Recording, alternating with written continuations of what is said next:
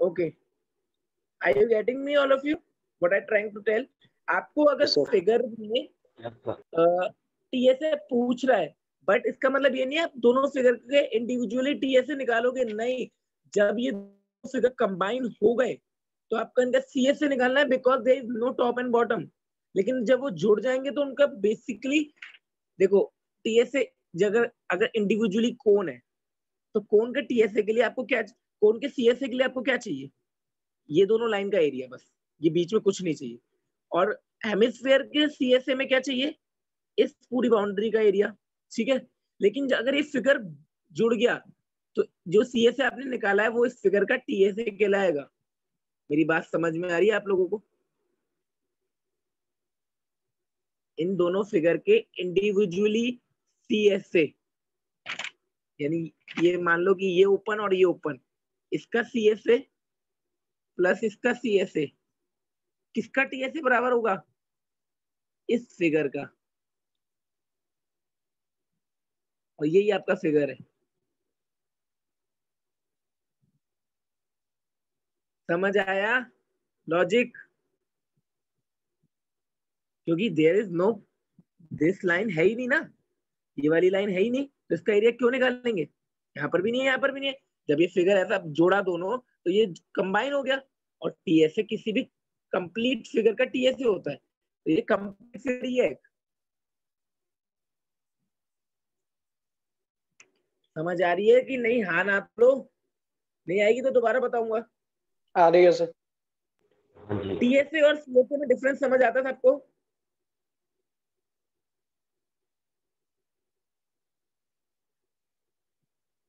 बेटा रिस्पॉन्ड करो मेरे को ऐसे नहीं समझ आएगा।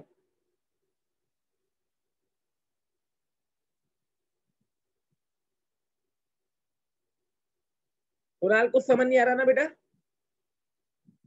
सर आ रहा है सर, ये नहीं आ रहा। नहीं लगता कुछ भी नहीं आ रहा।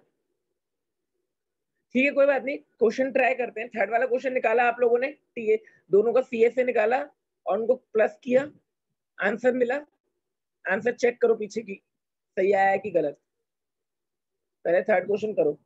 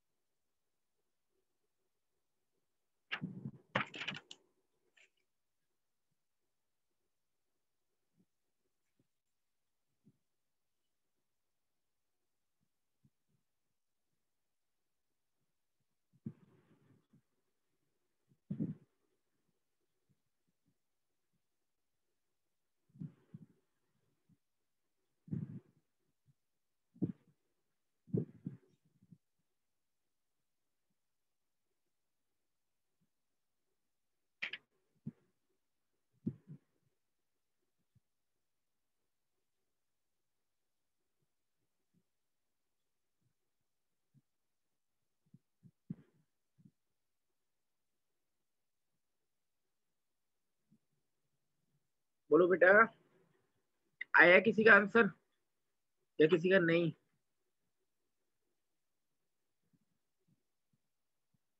नहीं आया सर। नहीं आया?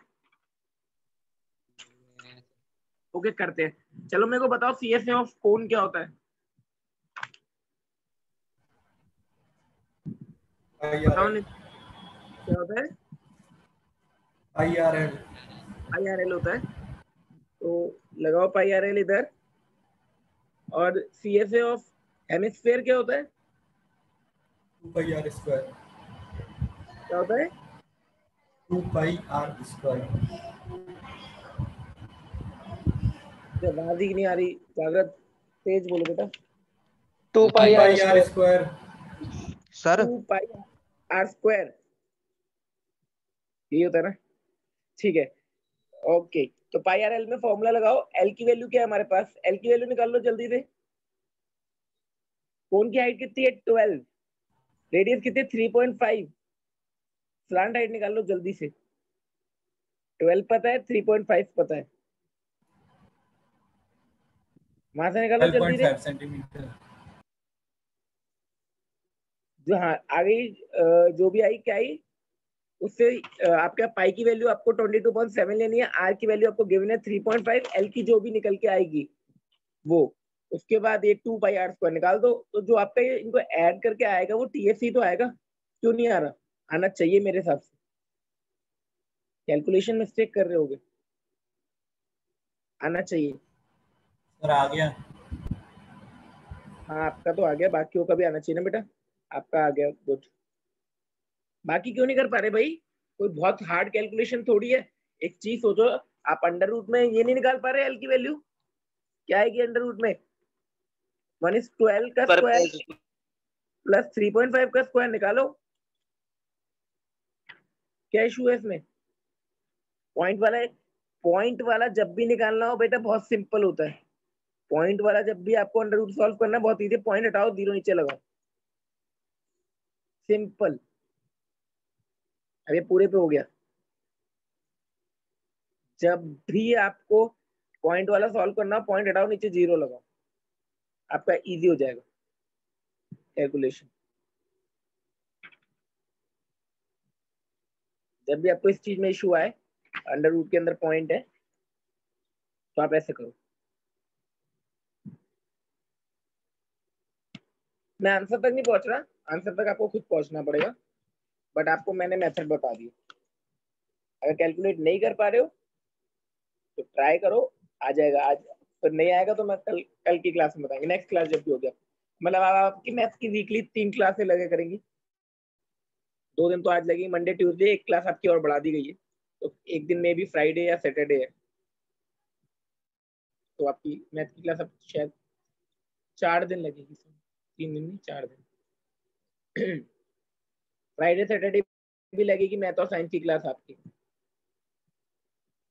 तो आपकी 3 क्लासेस हो गई हैं।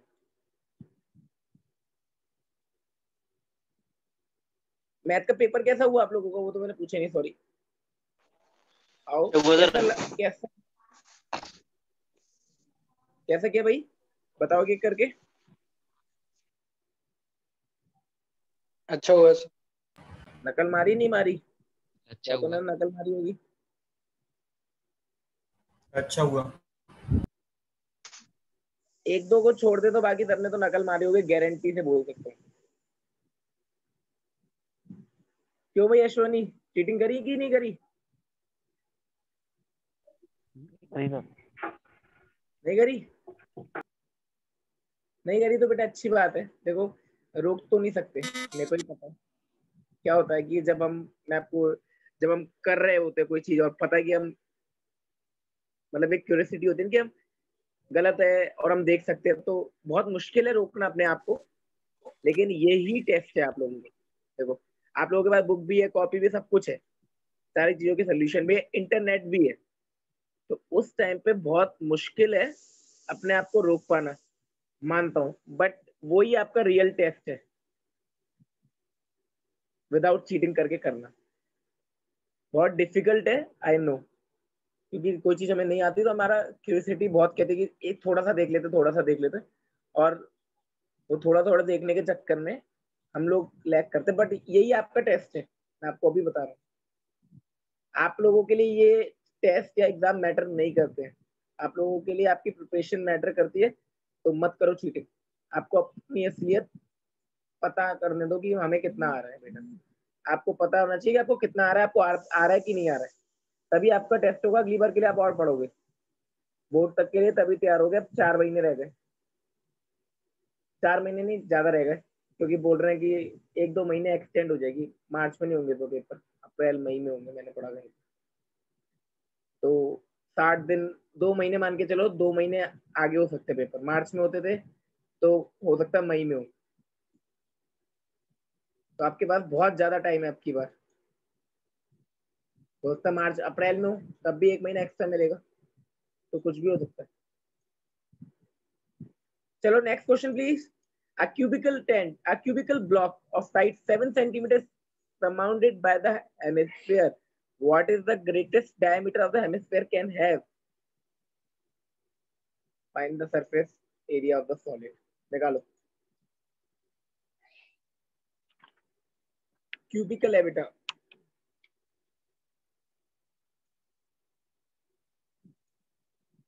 क्यूब है, उसके ऊपर एक हेमिस्फीयर है।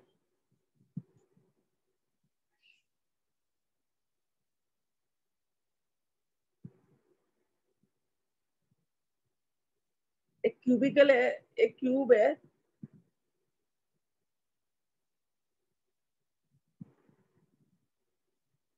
एक चीज समझो बेटा, इधर देखो। सबसे पहले वो एक क्यूब बनाता हूं मैं, ठीक है। इस क्यूब के ऊपर एक मैंने रख दिया गोला ठीक है, हेमिस्फीयर। अगर इस हेमिस्फीयर की बात करूं तो ये जो चारों साइड्स है, इनमें सबसे बड़ी वाली साइड्स बेटा क्या होगी, जो एक कोने को दूसरे कोने से जोड़ेगी हेमिस्फीयर को, वो है इसकी बीच की डायगोनल। क्या होगी बेटा इसके बीच की? देखो ये चारों साइड्स तो जो है, जिसपे ये है, ये तो इनके कोनों पे है। ये किसके कोनों पे है? हेमिस्फीयर के कोनों पे। बट जो डायमीटर होगी वो क्या होगी? ये डायगोनल जो एक साइड से दूसरी साइड पे जाएगी। तो आप इस डायगोनल को वैल्यू कैसे निकालोगे? क्यूब में क्या होता है? स्क्वायर। आपको क्यूब की साइड कितनी रखी है? 7। ये 7 और ये 7। पाइथागोरस से इसकी डायगोनल की वैल्यू निकाल लो, that will be the largest side.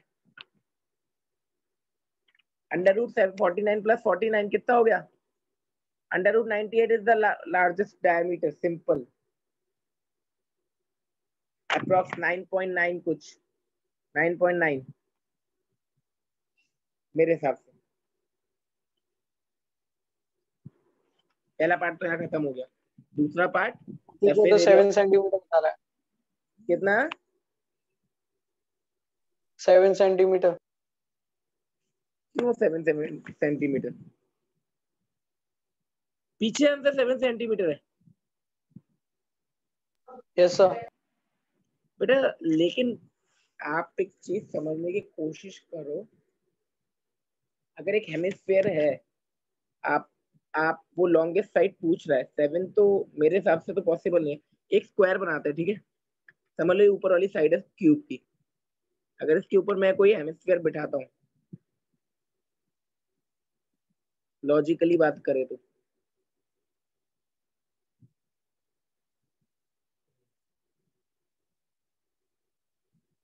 तो जो उसकी बीच वाली डायगोनल होगी ना बेटा, वो ही लार्जेस्ट डायमीटर होगी, जो एक कोने से दूसरे कोने पर इस हेमिस्फीयर को जोड़ेगी। मेरे हिसाब से तो अंडर रूट 98 है। बाकी आप लोगों का क्या कहना है, कि करके बताओ। मेरे हिसाब से क्यों 7 होनी चाहिए, क्यों ये नहीं होनी चाहिए, बोलो। मैं जो बोल रहा हूँ गलत बोल रहा हूँ क्या? आपके पास कुछ है इसके बारे में बोलने के लिए तो बताओ मुझे, गलत बोल रहा हूँ। पीछे से देख के मत बोलो। जो मैं बता रहा हूँ इसको गलत लगता है किसी को कि ऐसा नहीं हो सकता है, तो बोलो।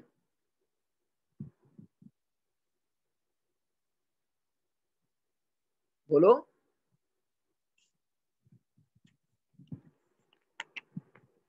बेटा कल से पढ़ के आओगे, ऐसे ना यहाँ पर सन्नाटा करके नहीं बैठोगे। कल से फॉर्मूले और ये सब दिमाग में रख के बैठोगे, सर ऐसे ये। हाँ जी बेटा। सर ये जो हेमिस्फीयर रखा है वो क्यूब की एक एज पर रखा है, और उसने पूछा कि लंबा सबसे लॉन्गेस्ट डायमीटर क्या होगा, तो जो क्यूब फिर की ऐसा है एज बेटा, है वही तो उसका डायमीटर ही होगी ना। जो हेमिस्फीयर एक रखा है वो हमने क्यूब की एज पे रखा है, ना कि उसके डायगोनल पर रखा है।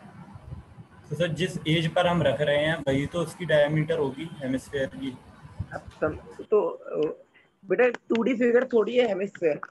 एक चीज सोचो, जैसे कि मैं आपको फिगर समझाने की कोशिश करता हूँ।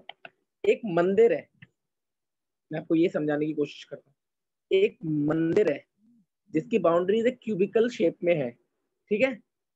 इस मंदिर के ऊपर की शेप एक टर्म, एक हेमिस्फीयर है।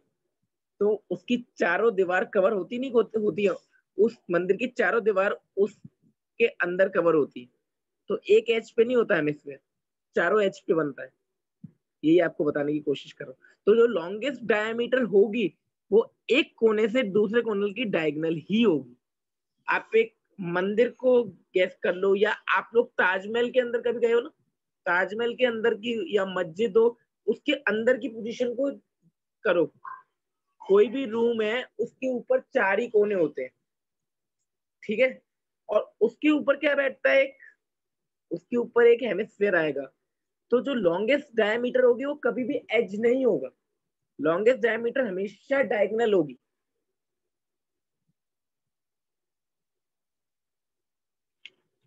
सोचने वाली बात है, डिबेटेबल टॉपिक है, सोचो, आप भी सोचो, हो सकता है मैं भी गलत बोल रहा हूँ, बट मेरे को जो लगता है मैंने आपको बोला, जो मेरे मन में आया। आपके मन में आप एक चीज सोचो, एक साइड के ऊपर डायगोनल के 3D फिगर है हेमिस्फीयर, एक एज के ऊपर कैसे बन जाएगा, बाकी 3 खाली रहेंगे? How it is possible? Sir हमने क्यूबॉइड के ऊपर रखा है सर, उसमें ज्वाइन नहीं किया है, उसके ऊपर लाता रख दिया सिंपली उसकी एज पर, क्यूबॉइड की, क्यूब की सॉरी, क्यूबिकल है, क्यूब के ऊपर। हाँ, ऊपर रखा है हमने लाके, और उनमें से ज्वाइन नहीं किया ना। टेम्पल वाला केस तो अलग हो गया।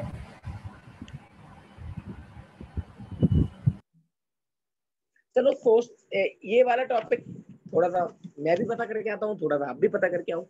मेरे को जो लगता है ऐसा है, हो सकता है कि आप भी सही कह रहे हो, तो कल सब इसके लिए फिगर बना के लाएंगे एकदम एक्यूरेट। मैं सबका फिगर चेक करूंगा कि कैसे बन सकता है ये। उस फिगर में समझ आना चाहिए, 3D फिगर होना चाहिए बिल्कुल, और समझ आना चाहिए कि कैसा लग रहा है वो, एक क्यूब के ऊपर एक हेमिस्फीयर कैसा लगेगा।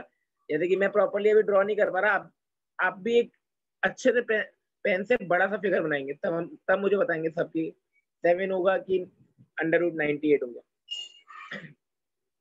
दोनों में से एक ही आंसर है, बट आपका जो आंसर है वो आपके एविडेंस नहीं कर रहा है, क्योंकि आप लोग मतलब जागृत बोल तो रहा है, बट मैं समझ नहीं पा रहा, हो सकता है वही आंसर हो। तो कल आप लोग एक्यूरेट वो लेके आना। 8:50 पे आपकी दूसरी क्लास है, तो इसको ओवर करते हैं। और मैं आपको अभी क्या कहते हैं, होमवर्क में, आज होमवर्क में सारे फॉर्मूलेज भेजूंगा, तो आपको फॉर्मूलेज लर्न करने हैं। एक PDF फाइल है, आई विल सेंड इट, अभी ग्रुप में भेज देता हूँ मैं। उसमें आपके फर्स्ट चैप्टर से लेके लास्ट चैप्टर तक सारे फॉर्मूलेज है, बहुत अच्छे वे में और इंटरेस्टिंग वे में दे रखे हैं। ओके, तो आपको अभी भेज दूंगा, आप लोग वहां से एड्रेस कर लेना। ठीक है, हेलो, किसी को कोई प्रॉब्लम तो पूछ लो। और टाइम ऑलरेडी हो चुका है क्योंकि क्लास में कोई इशू नहीं है। Okay, see you in the next class. अभी आप लोग एक काम करना, नेक्स्ट क्लास तक ट्राई करना ये एक्सरसाइज पूरी, फिर नेक्स्ट क्लास में हम डिस्कस करेंगे। Try this exercise, okay.